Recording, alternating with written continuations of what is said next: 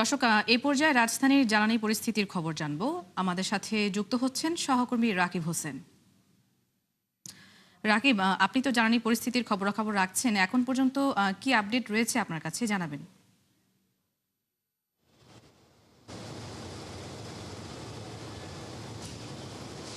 আপনি জানেন যে গত বৃহস্পতিবার অর্থাৎ 6 আগস্ট যে অকেজো এলএনজি টার্মিনালটি সেটির অর্ধেক সাপ্লাই শুরু হয়েছে এবং সেই সাপ্লাই প্রায় 23 থেকে 30 কোটি ঘনফুট হারে গ্যাস জাতীয় গ্রিডে যুক্ত হয়েছে এবং যুক্ত হওয়ার কারণে আমরা দেখতে পাচ্ছি যে বাসাবাড়ি থেকে শুরু করে শিল্প কারখানা এবং সিএনজি পাম্পগুলোতে বিদ্যুৎ কেন্দ্রে কিছুটা গ্যাসের সরবরাহ বেড়েছে এবং আজকে যেহেতু শনিবার, আজকে সরকারি ছুটির দিন এবং এই দিনে হচ্ছে এখানে গ্যাসের যে যানবাহনগুলো গ্যাসের জন্য আসে সেখানে একটু চাপ কম রয়েছে যানবাহনের।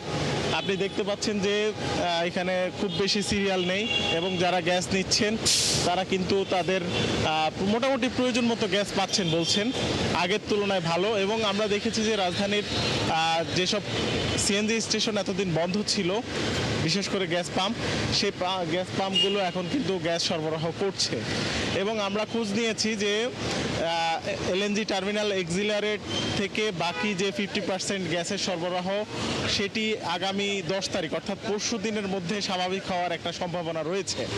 এবং আমরা খোঁজ নিয়ে জেনেছি যে গত বৃহস্পতিবার আসলে বিদ্যুৎ ও জ্বালানি মন্ত্রণালয়ের যিনি সচিব সাইফুল ইসলাম তাকে বদলি করা হয়েছে এবং এর পেছনে বড় একটা কারণ হচ্ছে যে এই গ্যাস সংকটটা কিভাবে তৈরি হলো সেই অনুসন্ধান কিন্তু সরকার করছে।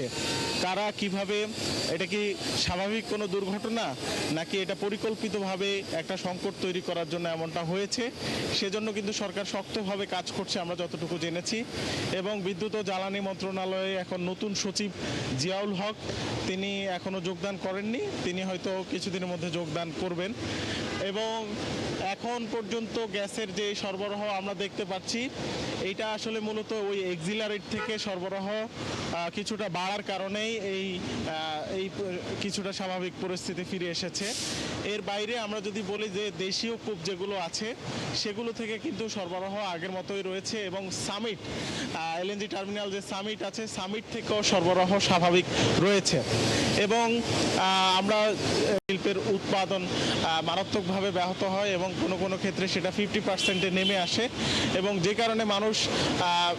কারণে শিল্প উদ্যোক্তারা তারা তাদের রপ্তানি পণ্য সঠিক সময়ে সরবরাহ করতে কিন্তু তাদেরকে বেগ পেতে হয়েছে এবং সেটা যেহেতু এখন কিছুটা কমে আসছে এবং আগামী 2 দিনের মধ্যে যদি এক্সিলারেটের সরবরাহ পুরোপুরি স্বাভাবিক হয়ে যায় তাহলে হয়তো সংকটটা কেটে যাওয়ার একটা সম্ভাবনা রয়েছে। নুসরাত।